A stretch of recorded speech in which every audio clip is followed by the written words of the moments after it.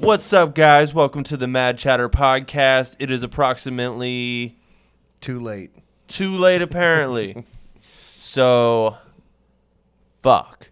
It was a wild ride getting to right now. Yeah. It was quite the day. Worked over 10 hours. Recorded a podcast last Tuesday. Audio was more fucked up than the release of last podcast. Got to work on that shit right there. But had to get the podcast out every Tuesday, so dedicated to it. Through all the bullshit. Should have all the problems solved. Angelo, thank you for coming on. Absolutely. It means a lot because I was just going to talk alone at a microphone and a camera for the first time. Would have been interesting. If I left, you were really going to do that? I mean, I probably wasn't going to get it working tonight. But, I mean, before you agreed to being on tonight, I was like, guess I'm going to do a solo podcast. Try to talk for 30 minutes nonstop. I mean, Would have been a challenge. I could probably do it. I do like to talk. Yeah. Well, fuck, man. Well, Jesus, we're just here like now. A sigh of relief. Yeah, I wasn't sure if it was going to work out. Yeah, literally last minute it worked. Like last minute. That's not even a fucking joke. It was meant to be. Well, man, this whole trying to get this shit to work process just like overtook my whole work feeling. I was just like, man, I feel like kicking the balls not getting this camera to work right now. Yeah, it definitely looked stressful. But man, fuck. That's all I gotta say. Yeah. Well, work tonight. I already told you something about it. I almost don't even feel like talking about it anymore, but how are those lobster rolls? You mean those cheddar biscuits? Yeah, them cheddar biscuits. They were good. Yeah. Did you save me one? I didn't. Not a biscuit in your pocket or something? No. No, it would never make it. No. Would never make it. That's to why the you just gotta pocket. like get a whole basket of biscuits. I ate 2 whole baskets. No, of I know, but you biscuits. bring one to go, and you're like, well, I might eat 5 on the way to Timers, but at least I'll have one to give him. Yeah. I just looked at. If I would have tried to eat anything else on the way over here, I probably would have threw up before I came in. Oh, that's the Just- point. You're I supposed know. to bring me some cheddar biscuits Yeah, or whatever. Yeah, no biscuits, no cheddar biscuits today. Well, man, I want to talk about anger. Well, I got plenty to say about that. Yeah, I bet you do. Yeah. I bet you do. Man, It's a hard thing to live with. tonight, Furious, you know that. I talked to you about it. Just work shit. Pisses you the fuck off. I know you know exactly what I'm talking about. I take today as a win. Come a long way from throwing chairs in the back of Johnny's Pizza House. I would take those little do you remember those little flimsy ass chairs back there? The little Yeah. like basic ass The little like dollar store Plastic chairs lawn chairs. made yeah. for children. Yeah, and they're At broken. best, yeah. Yeah. I'd just be tossing those motherfuckers out back, screaming in my car, and like fuck, like just raging. But today, man, honestly, I just want to say, like, you can channel that rage into productive energy. Yeah, I do it as frequently as I'm able to. Yeah. It's not always it's not always a simple thing to do, but it's just like just like any other skill. It takes work and it needs constant care and constant sharpening. I've definitely noticed that. Like this is something that I like. Anger issues, I feel like, is something that I'm probably going to be battling for probably most of the rest of my life. Yeah. Like, I mean, I'll be able to deal with it better as time goes on. I'm already better. Your dad gets really angry? Oh man, dude, So my dad's almost 100% full-blooded Sicilian. Yeah. My grandmother, his mom, God, both of her parents are off the boat, dude. So my racist. My grandmother, dude, my grandmother's parents and her were all born in Sicily, and my grandmother came here when she was like a baby. Yeah. So she's 100% full-blood Sicilian. My grandfather, his dad was full-blood Italian, and his mom was full-blood Sicilian. So we got like 2/3 full-blood uncut Sicilian on my dad's side, and then my mom's side has got like I got German and Indian in me real hard. So I'm catching it from both sides. I'm thinking it's more, instead of DNA sort of thing, it's just traditionally, you know how we pick up on our parents' traits. Oh yeah, and both of my parents are fucking nuts. Both of them. My dad's calmed down now that he's like 50. Yeah. But yeah, I think for the better part of like 16 to 18 years, he was fucking crazy. It's kind of scary because my dad, nice dude. You know what I mean? Like just generally kind. But then, man, when he gets pissed, he'll just like burst, and I'm like, "Fuck, that's me." I was Yeah. like, "I'm real calm, I'm real happy," and then I'll just like I Yeah. just want to like lash out at somebody. I think your dad probably like suppresses a lot more stuff than you do, and he's totally. way older than you, so that's And he probably likes his booze a lot too, yeah. Nothing. Suppress a lot there. Yeah, well, also too, nothing will give you an excuse to show those true colors like a couple of booze, Yeah, couple of brewskis. I swear he doesn't even get drunk. He's just been drinking for so long. Yeah, he just maintains a solid level of inebriation Okay, at no, all times. this is him getting angry. Is he gets off work and now it's beer o'clock, and if he doesn't have a beer, tension. It's just a steady rise of fuck. I need my beer. Yeah, that's pretty much me if I'm not smoking weed. Yeah. Which is another thing on the list that I'm working on. Yeah. Add it to the pile. Fuck, man. Maybe we could talk it about the anger, but like how far we come, man. Yeah, I definitely I find myself a lot of times not giving myself enough credit for how far I've come, but I feel like that's that never good enough mindset that keeps me pushing forward in the direction of trying to work on my personality. Dude, I want It's to. strong. Are you down to talk about how we got closer? Yeah. Okay. Sure. Do you Of want to course. tell it or I mean, like I don't. I'll tell it? I don't know. I feel like it's kind of one of these things where joint. we both know the story well enough. So like Yeah. you can start it off. I'll chime in at a certain point. Fuck, I still don't know how. I'm sure everybody's dying to know the story. Still don't know how to tell that story without giving too much away. Yeah, Yeah. it's like naughty information. Yeah. Oh fuck. Okay, maybe it's not a good idea Should because we- it was directly involved with how we met. Like that was the yeah. only way that we probably wouldn't be friends if it weren't for that thing. Yeah, it's crazy. Actually. Real shit. Yeah, like business. with that and Johnny's, weird enough, because the place was at Johnny's, but the thing is what brought me to your house Yeah. that first time. And for anybody who knows either one of us, you might know what that thing is. We could just be vague. We could just be vague. We could just be vague. I could be vague. We I could play we could chameleon try it. really well. Okay. I get also too though, whatever slip ups may happen, Nick could probably edit out. Yeah. I'm cool with my past because it's already said and done, Well, that makes me even more uncomfortable. Now everybody knows that mine's not. Fuck. Yeah. Well, all right. Oh man, I don't think we can talk about it now. No, we can't. Sorry, All right, guys. Sorry, it's we gotta- redacted now. At some point. At a certain at time some in the point. future, you'll get the full divulgement. God, I just wonder what It's- people are thinking. It it's sounds so redacted now. naughty. Don't worry, it's not anything like weird or sexual. Like, Yeah, you winked this time?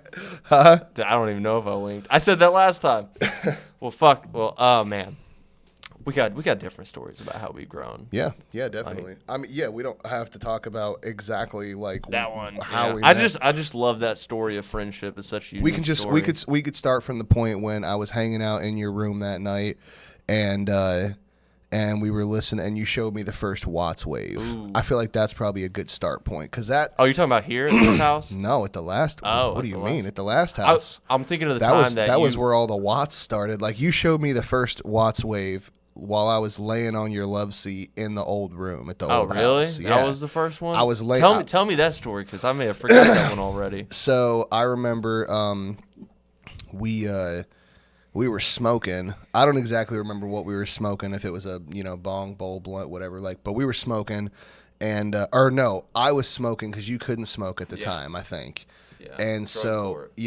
I was smoking, and then you put on this Watts wave. This was when I didn't even know.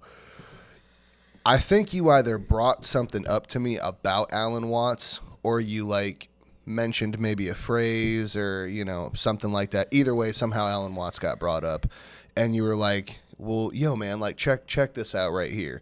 And I think the Watts wave was your way of introducing it to me in a slow, neutral fashion, because it was mixed with music and it was really vibey.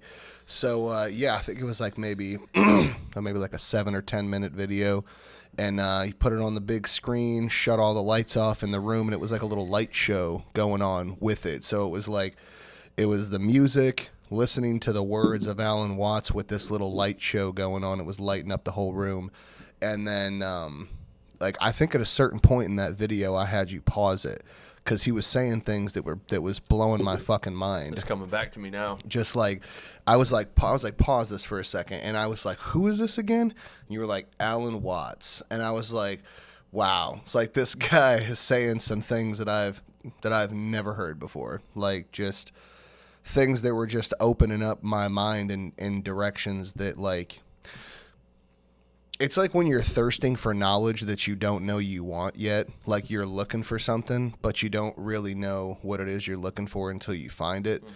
And it was like, I think after you introduced me to who Alan Watts was, I went home and I started listening to his lectures. And I think I listened to a whole hour and a half lecture sitting in the parking lot of the gym when I was still going to the gym. Yeah.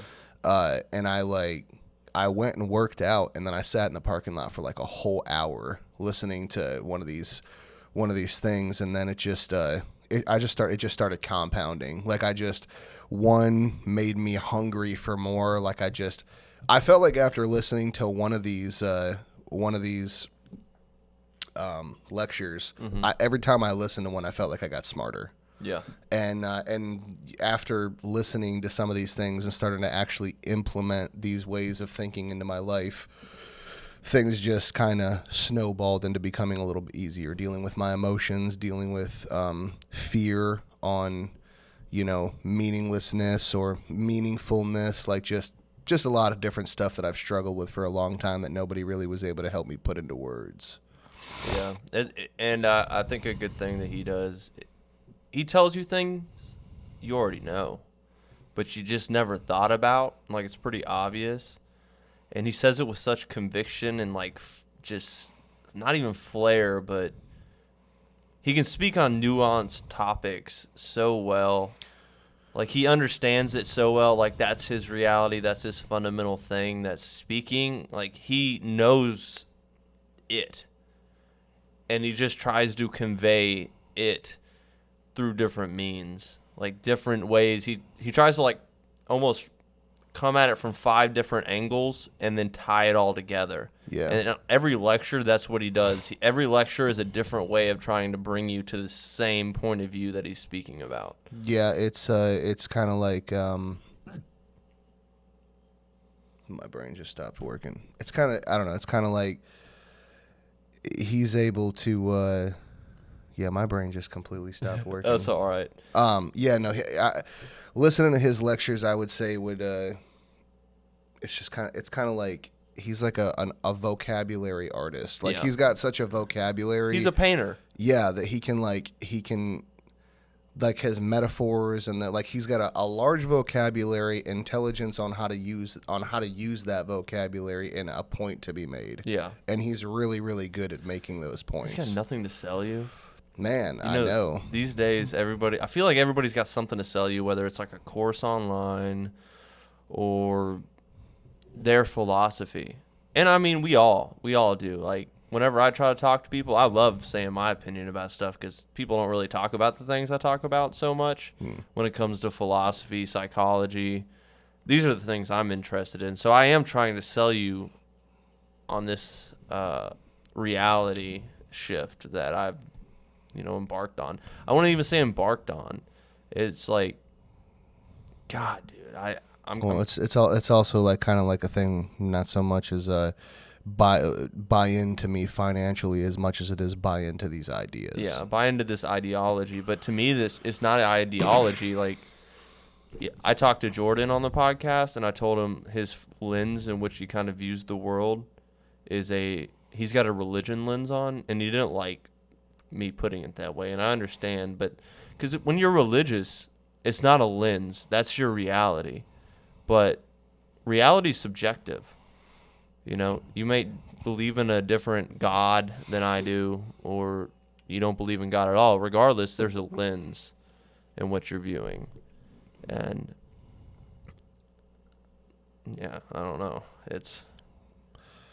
yeah, I've been thinking about that lens lately. Like what your lens is? Yeah. Oh, yeah, that's what we were talking about earlier. The religion thing. Yeah, I don't know, man. I'm finding myself just wanting something more to believe in these days. I think everybody in some way, shape, form, or fashion is looking for that. And I've kind of come down this road of rationality, so to speak, far enough to the point to where I've had enough time to contemplate whether or not this is this is like the end all be all belief system for me. Mm-hmm. Like I realize that I have a lot of fear and a lot of biases that play into things that I hold on to and the things that I'd like to believe in. And I don't know, I've tried to come at the idea of believing in something bigger from every possible rational angle that I know how to come at it from. And I just I don't know, man. I feel like I'm missing something. I feel like something's missing, you know? I feel like at the end of the day, what I believe in right now just it's not strong enough. You know what I mean? Like, does that make sense? Like, I don't know. I wrote this down in my journal just because I wanted to talk about it if I lost my place or whatever here. But just this right here, I wrote this down earlier. I want to find something to believe in, something that's worth living and dying for. And I just haven't quite figured out what that is yet. I listen to a lot of these guys like Bear Independent. He's one of the prepper guys that I follow, and he's one of the people that I think has been making me sort of reflect on it a little bit more lately. The more that I listen to him talk about, he follows the Old Testament, like Torah. Like, he's not Jewish, but he practices the original like Torah stuff is it was like God's like original, supposed to be like God's like original religion. Mm-hmm. You know what I mean? With the Hebrew passages and stuff like that. I don't know much about it. I haven't really done a lot of deep diving into it, but I've listened to a lot of his videos, which are basically, a lot of them are basically church sermons where he reads scripture, out of the Torah and, kind of translates some of these older biblical ideas into modern day stuff. And I just some of it's really compelling, but some of it just doesn't really add up. But I don't know, man. These people have such conviction living these lives for God, and for the higher power. And it just, the way that they're running their businesses, the way that they live their lives, the way that they're their small little communities are so tightly wound. It's just it makes me feel like there might be something to it, and I just haven't quite put in the time yet to really go down the rabbit hole of let's just say this religion, for instance. But I have open-mindedness about many different ones, and I know I'm kind of droning on here, but it's it's a big point. It's a lot to digest. I haven't quite done the digging that I want to do on it, and it's just something that I've been thinking about lately. Just that base foundation that I feel like I need to build other things. I just feel like once you have something that you really believe in, mind, body, and spirit, once you have that thing, everything else that you're working towards in your life becomes easier because you have those core beliefs to back you up, to build off of. Why? It just seems to make people's convictions on doing things stronger. I'm not saying I want to blind myself with these ideals just to make me feel like there's something to work towards. I don't want to fool myself, because this shit's important. At the end of the day, this could be all you have, what you believe in, And so that's another thing that I wrote down here. I wrote a couple of bullet points down here, some things that I'd like to do as far as the homestead. I'm writing my goals out so that I can see them. But I wrote a little note down here. This find something to believe in note was at the bottom, and I wrote a little note here that said this shit should come first. because I feel like if I can figure this out for myself, then everything else will become easier, you know? There's a lot to unpack there. Yeah, that's a lot. I need my pen and paper. I don't know where it went. Could I use that? Do you have a pen? Talking to. Yeah. Would you like the fountain pen or a regular gel Just pen? a regular pen, man. Don't need nothing fancy. I just need to do that to write down things to keep my place. Yeah.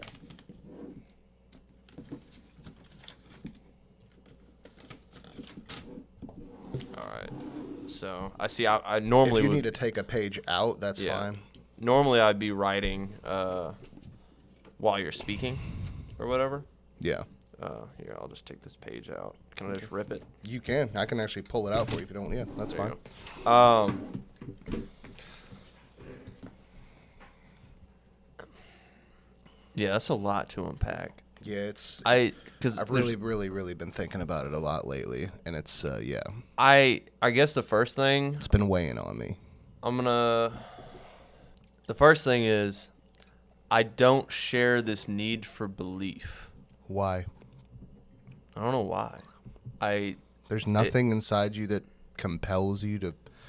Okay, so this is whenever we're gonna have to like get down to words and what they mean. Okay. Like using the language as we have it can make it difficult to have nuanced conversations. When your language and the only way you can word something in your language is like directly opposing, like words are symbolic to thought, and the words we have to use can't always convey our thoughts Yeah, well, I agree. especially when we're talking about stuff such as reality. When our language implies our culture, it's kind of built around that. So, belief. I believe that the fundamental nature of reality, like that you don't exist and I don't exist and we're all just oneness, a universal consciousness. I've tried to pick that apart every way, and I can't find myself. I cannot find who I am. And every time I've asked someone that, they can't give me an answer of who they are. And like I said, they fall short. So if that's a fundamental truth, somebody say, that's what I believe. And that is my belief. I have to say that's my belief because it's what I believe, but I also believe it's true. So belief isn't enough. Beliefs are subjective. So let me give you an example. You talk about what were these people? I'm not gonna. It's funny. I want to say that that they're Jewish people because they like live by the Torah, and the Torah is like part of the Judeo, the Judaism. I'm pretty sure, but the dude Bear, he's like proclaimed several times. He's like, I'm not Jewish. He was like, I just follow the Torah, which is the original scripture, and there's and I speak some Hebrew. His which interpretation? Is in the Torah. No, I mean their group follows like the most original trackable because. In the Christian religion, there's Jesus, but there was no J in the like even in God, I'm doing language. I'm doing such a terrible job of butchering this, but all I know is these guys follow the Torah. Okay. They follow the Torah, and they read Torah scripture. They know some Hebrew and stuff like that. Well, Yeshua. you were saying that they had held strong conviction. They thought there might be something to that. It's just like just the way that the way that he talks about these things, the way that these group of people talk about things, it's just like they know their reality of this religion, that they like things that they've lived through, like stuff that they've been through, that they have absolute 100% faith and belief that it could have been nothing else but I think Yeshua HaMessiah is what God is called in their religion, because Jesus isn't a technical whatever. But the whole point is that they're so tightly wound, and they believe so cold, just it's cut and dry. There's no So, question for them. Like, I mean, they've that all experienced these things in one way or another, like directly. that Like, and I don't, and look, we talked about this before.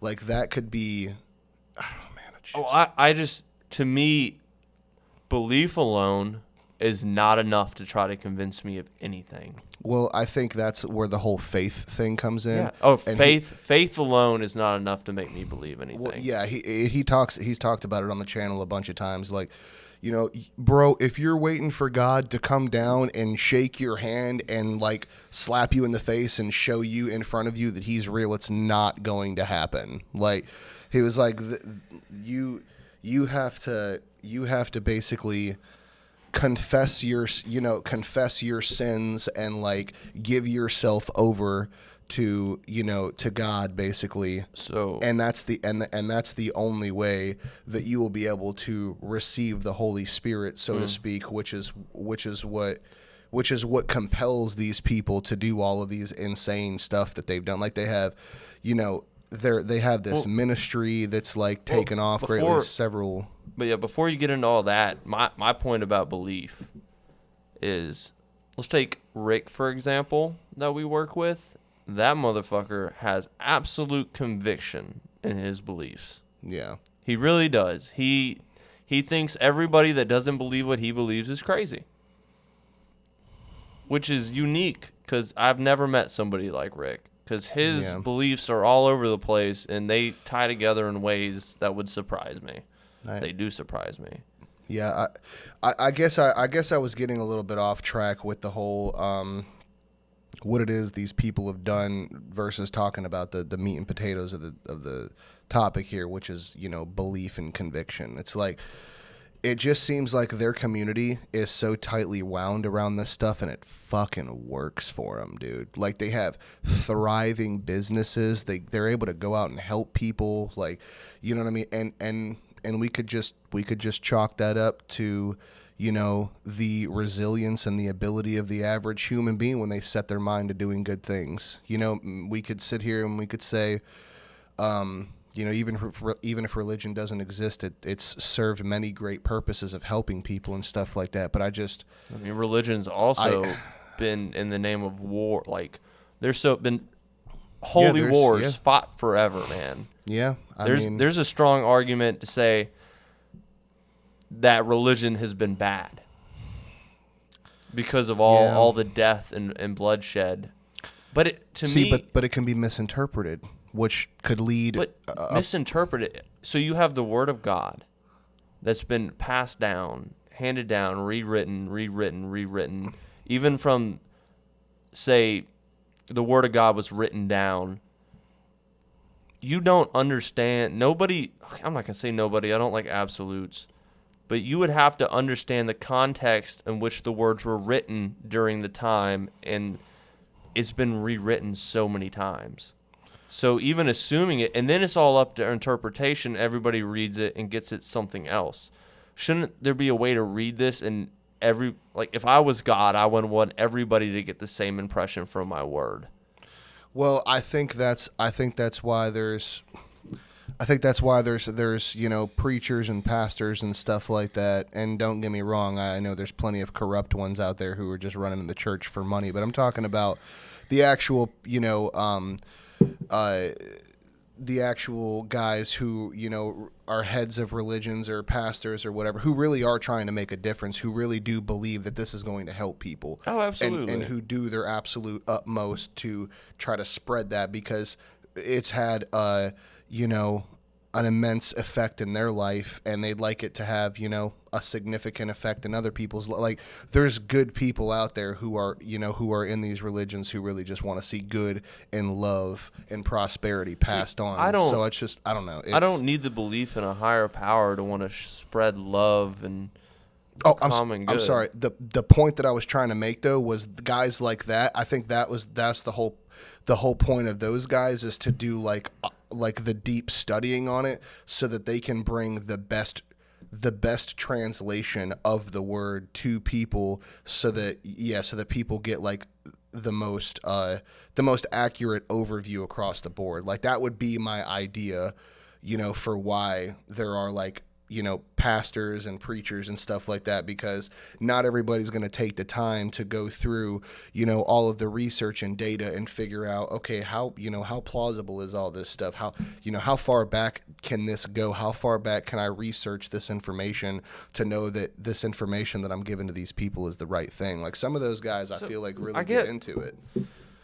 But I don't know, man. I haven't done any of that myself, and so because I don't have all the information, I can't weigh my options intelligently. Like, and I feel stupid saying that out loud, weighing my options, like I'm looking at different, like 3 different things at a grocery store. Like it's so much more than that. But that's the only way that I know how to explain it right now. Yeah, it's a lot. I had something I want to say, and I think I forgot it.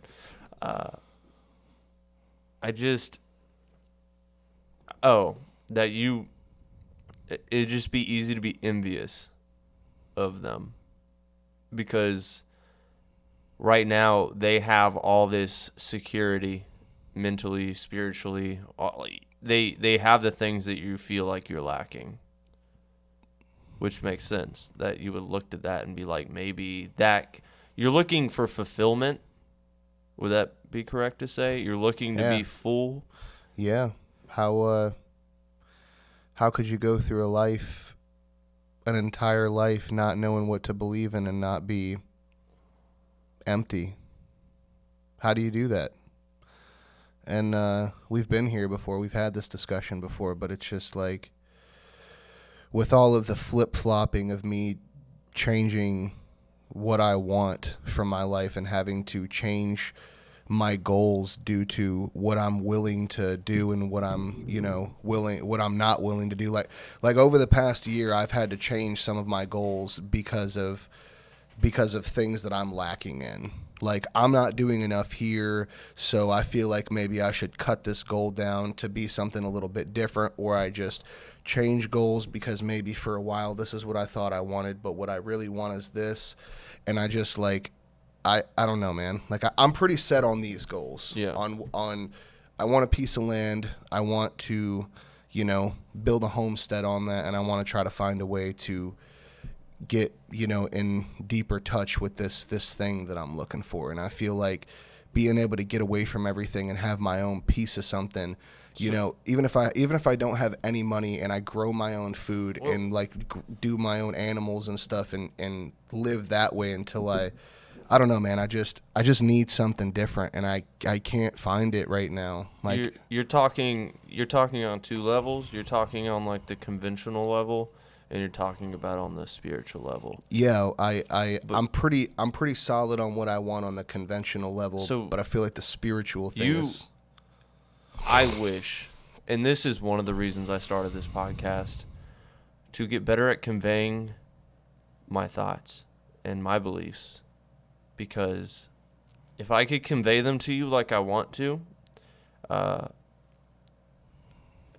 it would sound a lot better and it would be easier for you to understand. But because I lack the communication skills to describe it, instead I'm about to shit all over to try to explain this.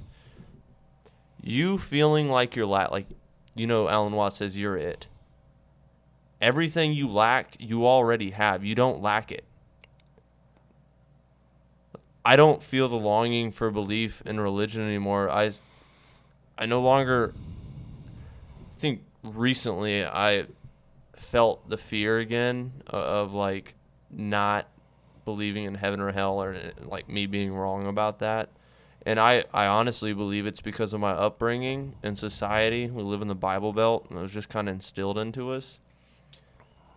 But you have everything. Every time you tell yourself that you're lacking, like, and this is where I can't communicate it well. And part of doing this is I want to educate myself better. I want to be better, well-read. And at some point, I'm just going to write it down so I can quote things on here. Yeah, same here. But the recent podcast by on the Iced Coffee Hour, the guy that was talking about it put it so eloquently and just so plain that I'd want to like pull that up for you after we get off this podcast. because you lack nothing. That much I know is true. And you talked about them like believing in what they believe and achieving great things. I believe they're tapping into something. They're just calling it God. I think what throws me so hard is where you feel I'm lacking nothing, in somebody's eyes like them, I'm lacking everything. Like, not that all of a sudden everything that I feel like matters is the difference between what you think and what these people think, who I'm just now contemplating, the fact that maybe what they believe in may be onto something. It's just like, I've had to do this back and forth thing with myself for a while and try to make sure that I'm being honest with me about this whole thing, because it can be real easy to fool yourself so that you got something. So, like, I'm trying not to just settle and believe in something so that I'm just covering my bases in case hell exists. It's impossible to really do. Because at a certain point, like, at a certain point, I kind of feel like I'm like tricking myself into thinking, well, if I go ahead and do enough research on something to believe in it, well, then my bases are covered in case hell actually exists. And that's a fucking terrifying way to have to live your life. A lot of people do that. Yeah, a lot of people do that. They're like, I'd rather just believe it and be wrong or right. I've been down that road and back, because we've been through this before, and I was comfortable for a while, believing in this universal idea of us being all one thing, us all being God, experiencing itself one person at a time. Like that used to be enough. It was enough for me. It made sense. It was right. But I'm just running in circles right now. You're not feeling it. You're I was. You're thinking of it. It's a thought. It's not an experience. Maybe I've never been feeling it then. It's abstract. Maybe it's just made sense to me up until this point. I'm just now being honest with myself. I don't mind being honest with myself. And I don't mind saying that I'm afraid, But so what, you say belief. What is it when you say that, when you feeling envious of what these people have, what's the feeling? Is it sadness, anger, sorrow, frustration, fear? It's fear, anxiety, and sadness. And what is that? What do you think that stems from? Because my guess would be like nihilism. Yeah, well, that and loneliness. I think a good bit of that may come from my fear of not having that community of people to live real close to. Like they got what I want right now. Yeah. They're just their belief system is just different than mine is. They have everything that I feel like would make me feel a lot more complete. They have land. They're able to make their own, food and stuff. They got their own animals. They all have each other. They have businesses that help them pay for all of the things that they need on the land. And, they go places and they help people.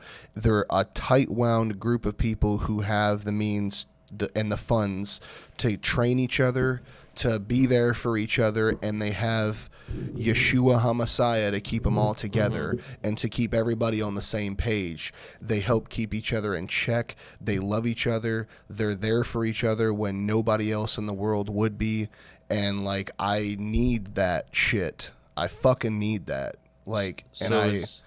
It's community, and it's the glue that keeps everybody in it as strongly together as they could possibly ever be. I very much understand the lack of community.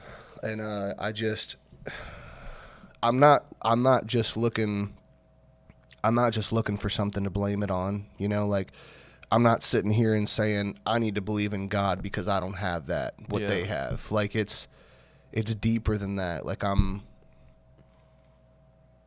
I'm thirsty, and I haven't found anything to quench the thirst.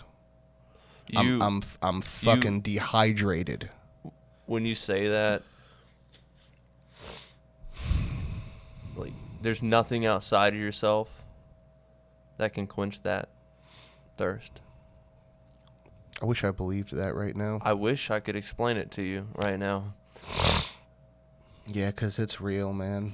It's as real as anything ever has been for me, you know? And I know you feel that talking to me right now. This isn't the first time that we've had one of these talks. This isn't the first time that I've, you know, come to tears. I'm holding it together pretty well right now. You are. But it's a lot to carry around with you every day, and I don't just carry that in my backpack with me, you know. I carry the weight of as many other people as I can on top of that, and I am trying to build myself to be the strongest version of myself that I can possibly be, so that I can be strong for other people that I care about when they can't be strong for themselves. I don't know. That's just Angelo. It's gonna be okay no matter what, man. Yeah. And you know, for that time where I couldn't get out of bed till like 3 p.m. and I was really depressed because I really thought nothing mattered. I still believe nothing matters objectively, but I don't care about objectively when it comes to my life and my meaning. I do have a fear that when I achieve financial independence, that my biggest goal right now will be fulfilled and there may be a lack of something, but I don't like the more, like, since starting this podcast, I'm like, life is opportunity and friendship, man. Like, I'd really rather spend experience with people. People are why I'm alive right now. If it wasn't for deep relationships and deep conversations and I mean, you're my community, you know? Like, there's a few people in my life that I'm very close with and I can open up to. And of course, I wish the whole world, everyone I ever met, I could just feel this connection with all the time, and I don't. Yeah. Me being one with everything is not something I experience all the time, but I mean, I'm utterly convinced of it, and I haven't heard anything against it that has hold any water. Yeah, man. I pretty much the opposition opinion would be, well, you just haven't seen the truth yet, son. Yeah. Like you're just living in blindness, and you'll never see until you choose to see. It's like all the stuff that we used to say about people who didn't look at things like this way that we do. And it wasn't always about religion. It was just kind of about everyday, like, objective thinking about things. Like, I remember we used to make jokes about it. Sometimes still do. Sometimes because it's funny. Like, Yeah. it's an intelligent inside joke that not a lot of other people are in on. So sometimes it's fun, but it's like the same way that we're like, well, you'll never see until you choose to open your eyes, kind of thing. Yeah. It's literally the same way with them, but we're the blind ones. Yeah. And I just, like, who the fuck is right? Like, and I'll never know. Like, I'll never know for sure. Nobody's going to give me I'm not going to get a phone call from God one day. Like, Yeah. I'm not going to receive a formal letter in the mail. I have the argument against God. I have so many arguments against God I haven't even researched. They're just, like, rational questions. Yeah. Where, like, you know, the one, I think maybe, go ahead, sorry. just, you know, God's always existed. Like, God created everything. Who created God? God's always existed. I'm like, why couldn't everything just existed? Right? Yeah. Like, basically, you're just adding a step. And I think there's another big part of this that we've talked about, like religion just being some big conspiracy theory to keep most human beings from fearing death. It's like the terror management theory. Yeah, I used to rationalize it that way all the time. Like, you know, you just believe in a religion because that's your way of rationalizing your fear of death. You're terrified of dying, so in your mind, if you're a part of something, mind, body, and spirit, that gives you the idea of everlasting life, that's the fucking train I want to be on. And I used to let that trick me into being like, oh man, but if like maybe that's all part like the monkey part of my conspiracy theory brain is like, well, maybe that's all part of the fucking plan. Like I can't even escape it when I'm Yeah. thinking about, wholesome things that are supposed to be wholesome, like religion. Like it's fucking torturous. Ram Dass says when you grow up, you start people training, person training. They're training you to become a person. Yeah. You were raised in a way to think that we're separate from the world. Everywhere. Everything. You, me. You are separate from this whole world. There's man and nature. When I say there is just man is nature. So you're separated by birth with our culture. And then you hear about religion and they're like, you're a separate entity in this world and there is everlasting life.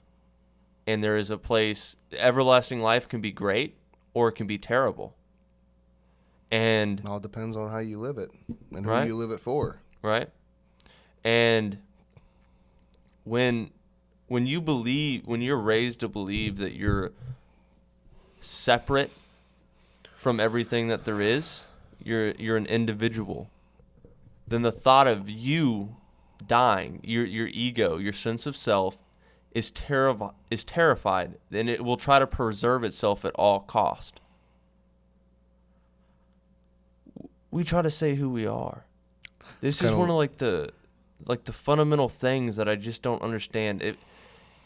If somebody can't describe to me that they're a somebody, then how the fuck do they think they're someone? Yeah, I've had this conversation with my sister just to like simplify it, and like I only know who I am in relativity to who you are. And the only reason that I know that is because you're here to tell me. If there were nobody there to echo chamber who you were, you wouldn't. So it's not that I dismiss religion, Yeah. but it just doesn't fit into my fundamental truths. That Yeah. I'm an operating soul. Man, I remember I was taking a shower one day and I was cracking the fuck up because I remember when me, you, and John would sit down and I was like, I'm trying to map out who's the voice in my head. Everything I'm thinking is a thought. Every time you're like, I have this other side of me that's speaking, that's still a thought. It's a thought about a thought about a thought about a thought about a thought about a fucking thought. And he would ask us questions like, apple or orange. And you say apple, whatever the answer is. Where did you go to get that answer? Yeah, where'd you go? Who told? Where? What did you asked a question in your mind and it presented an answer? Where did that answer come from? I still don't fucking know. And we don't identify. Our language says, and I've And said that ties this so into the many whole free times. will thing. Yeah, even science is now. If you look up the research saying that before you come up with the answer in your mind, you already get the answer back before you decided because you didn't decide. And these are the idea that you don't have free will is terrifying. And me and Jordan, we talked a lot about it. I was like, I feel like I have free will. That's enough for me. That's why I'm just down with this whole experience, man. And the thought of dying, when we talked about Russia possibly bombing the U.S. or the whole world going tits up, I feel okay. And I don't know if someone put a gun in front of my face if I'd shit my pants and piss my pants. I don't know. I have no idea. I'd imagine I'd be very anxious. But there's not just anxiety when you're staring death down the barrel of a gun. There's also anxiety thinking about really contemplating your own mortality. Yeah, I guess I'm just I'm ready to find something to hang on to instead of just hoping my bases are covered, you know? I'm hanging on because it's fun. Dude, it's a crazy ride. It's a crazy experience. I enjoy our talks. I enjoy our friendship. I enjoy other people. I enjoy laughing. I absolutely enjoy the human experience. But if it's time, it's time. And when you think about what happens when you die, it's like you were never born at all. It's almost when I think about dying, it sounds peaceful. Yeah.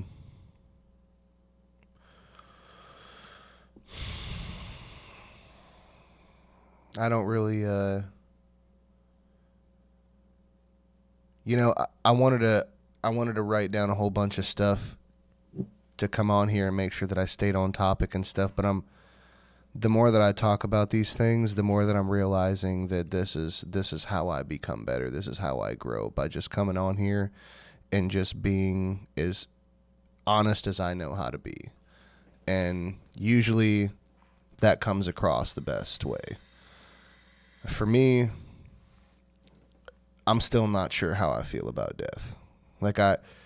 And I think that right there probably says that I'm still living a good amount in that shadow of fear, just because I have a crippling uncertainty right now that I have to find a way to get through, get over, or live with.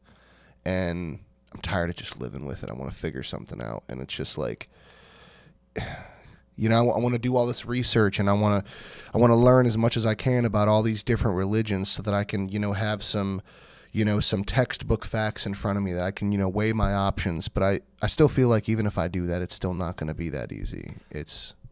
Angelo, it's giving your whole life over, and that's we've talked about. It's hard not to take this one too seriously. Yeah. You talked about savior complex. Yeah. And you're feeling to need to protect everyone. And this isn't a put down to that at all, but I think it ties back into your fear of being alone. And you don't ever want to be alone, so you're prepping, you're trying to secure the lives of the ones you love so you don't ever experience that. Yeah. And I don't think about it too often because the thought of someone I love dying kills me. As much as, I'm laissez-faire and just chill about everything, I just figured I don't want to shed a single tear for someone that's still here. Yeah. Because that would be a waste of time.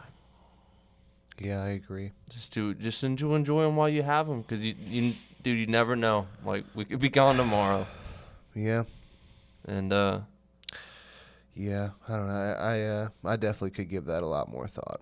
Try to implement that a lot more. I just it's the thought of not being able to help if I could. I can't get away from it. I've wired myself that way at this point. Like, you can. The way you speak is the way you think. Yeah. So be careful how you speak. Working on it. I was listening back to the podcast. We were talking about prepping, and you said when the apocalypse does happen. And now I try not to read too into it, but if the way you speak's the way you think, even the way you framed it, you talked about. There's a part of my brain that considers it an inevitability. Yeah. So of course, when you think like that, you're gonna be wired to make decisions from that. Yeah, I guess there's not really too many ways for me to intelligently rationalize it. I mean, it's just it's a strong it's been my religion for 4 years now. It's all I've known. It makes me feel better that, even when I get aggravated that, like, I'm the only one putting time and money into it at the moment, like, I just still would I'd rather be fucking broke all the time, knowing that I have some things that could keep me and my people alive and well for a little bit fucking longer. Like, it's just worth having them in my life for that much longer. Like, I don't...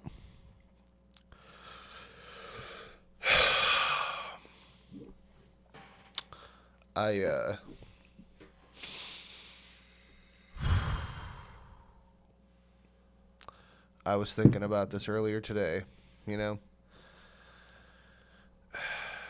It's not going to be good at all. Like, if anything that I'm possibly preparing for actually happens, there's going to be loss, heavy loss that I have to deal with. Not everybody's going to make it. I know that. But, like, just, it's just hard for me to, I feel like I'm just not doing anything. You know, like if I'm not getting ready for some stuff that I feel like might happen, I feel like I'm ignoring my intuition, which in my mind is me actively saying to myself, like, fuck it, I don't care what happens. Like, you know, and I don't know. I don't know why it's such a problem for me to just do what you were talking about and enjoy everybody now instead of trying to get ready to protect everybody when shit gets bad. Ego. I think it's a combination of worry from being alone. It's a combination of me feeling like I need to have purpose. And this seems to be the biggest area where people feel like I have the most purpose. I've only ever been appreciated for a few things, and that's being strong physically, and now for the past few years being strong mentally. I mean, I've always been revered for being strong mentally all throughout my life, but I don't really feel like, to me, it hasn't really been worth it. Like it's only been by comparison of other people's intelligence, but it's only been worth it for me the past 4.5, 5 years, because I'm thinking usefully now. Like, yeah, I still have my weaknesses and I still have my irrationalities, but I've come so far in 4.5 years that, you know what I mean? Like, that it makes sense. It makes sense to think about it the way that you're thinking about it. But yeah, the ego and my fears just compel me so much to get ready for something, because I don't know, like I can't fucking sleep at night if I don't feel like I've done something that may help me contribute to helping somebody else. And in my mind, prepping is the easiest and most convenient way to do that, while also making myself, you know, feel comfortable. It is making me feel comfortable. That's what it is. So it's just it's a very deep thing. It goes really fucking deep, and I just, the same way that you haven't found any other religions or any other things that can come up against what you believe in, I haven't found anything that makes me feel like my prepping is any more useless than, you know, than it, like I haven't found anything that has made me feel like it's a useless thing to do. Like all of the things that I feel convicted towards, caring about people and all of these, you know, different things, this fucking hero complex, like it all keeps me prepping, because in my mind, I can fucking really help and make a difference when it gets bad and nobody knows what the fuck to do. Like, I feel useful, you know, and I can hang on to the idea of maybe being able to save a couple of lives that I care about, and that's enough for me. Like, it's your way of finding meaning. Yeah, and I, you know, maybe I've just been dumping money into it because I'm afraid to confront some things, but I don't know what else there is to confront. I've been honest with myself about everything that I know how to be honest about. When I talk to people about free will and not even being an individual, and the ego being an illusion, if you believe that, then you die. You as an individual in this world is now dead. It's an you don't die because you never were to begin with. So me, like Tyron Malloy is just a thought to me. It's just a like conglomerate of thoughts, a collection of thoughts. You know, I am my past experiences and this certain set of traits. I mean, you know, you heard of ego death.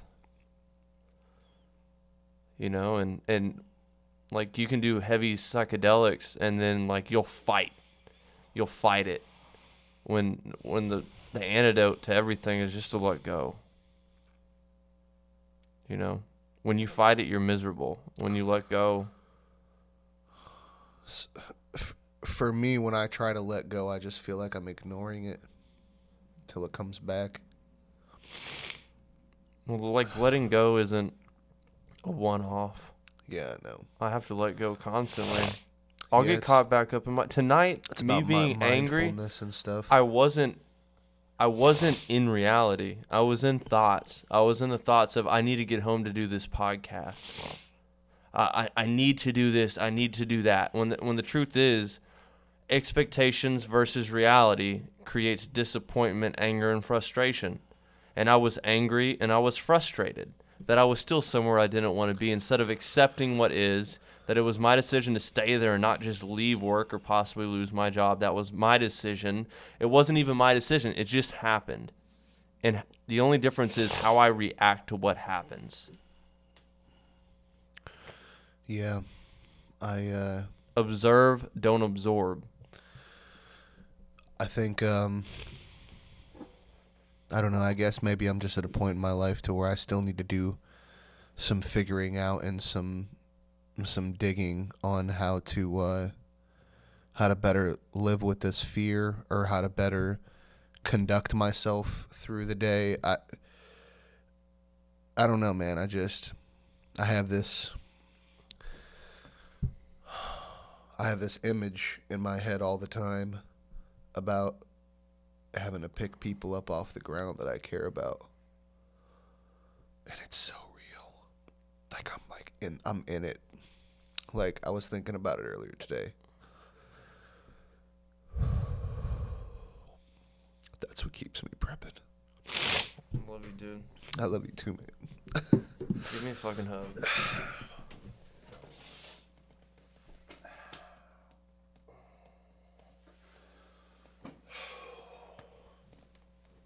Well, I wasn't planning on getting like this on camera, but yeah, man, it's I don't have any reason to be ashamed of it. I care about people to a fucking fault. I'm one of the most loyal human beings I've ever met in my entire fucking life, and sometimes that can be a weakness for me. I mean, most of the time it's a fucking strength, and I'm very proud to have that quality about me. I feel like it makes me a better friend, and it makes me a more contributing member to people in their fucking lives. But, you know, it makes me lead my life by fear a lot. You know, a lot of times, instead of, like you were saying, enjoying people while they're here, I'm getting ready to fucking keep them from dying. And I'm just like, I'm really just trying to keep myself from dying, because if I gotta watch other people that I care about go, that's all I really got to fucking live for. And so, you know, just like we were talking about earlier, like, if this shit gets nuked, well, fuck it, my problems are over. Yeah.